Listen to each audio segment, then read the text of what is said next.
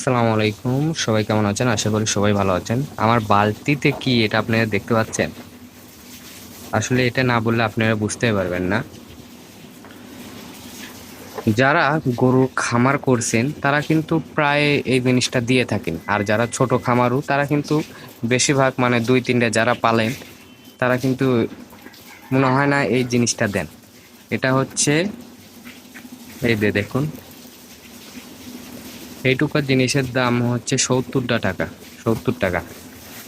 আর এটা হচ্ছে bleaching powder, যেটা বলে ব্লিচিং পাউডার, যে গরু খামারে যেসব জীবাণু থাকে এটা দিলে দেখা যাচ্ছে যে ইনশাল্লাহ কোনো সমস্যা হবে না।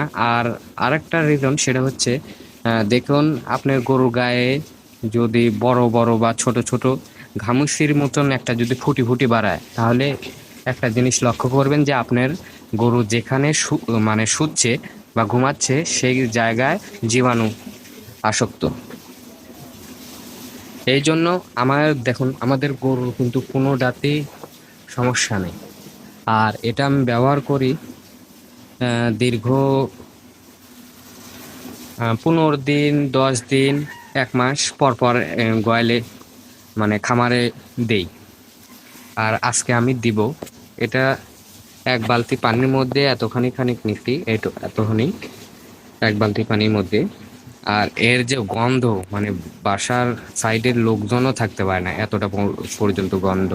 আর বেশিরভাগ আপনারা ভালো পলিথিন দিয়ে আটকে রাখবেন। এটা একবার কিনে তো আর মানে একবারই ব্যবহার করবেন না, অনেক দিন ধরে ব্যবহার করবেন। এই জন্য ভালো পলিথিন দিয়ে ব্যবহার করার দিকে তো চিন্তা করবেন।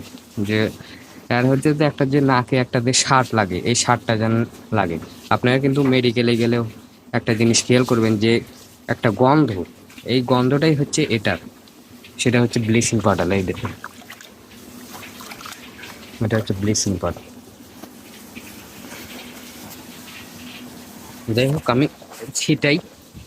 যাই হোক, তাহলে এখন আমি গরুকে মানে গোয়ালে দিয়ে দিই। আপনারা থাকেন। আসলে একা মানুষ তো, এই জন্য এরকম ভাবে দিতে পারতেছি না। আর আপনাদেরকে দেওয়ার পর আমি দেখাচ্ছি। এটা যা আছে এটা একটু ভালো করে ঘোলায় দিবেন। লওয়ার পর এইভাবে ছিটিয়ে দিবেন। আর একটা জিনিস সতর্ক থাকবেন যে গরুর গায়ে যেন না পড়ে। এটা তো একটা অ্যাসিড জাতীয় জিনিস, বুঝলেননি? খুব যখন সামান্য পানি দিয়ে ঘোলাই মনে হচ্ছে হাত পুড়ে যাবে, চুনের মতো।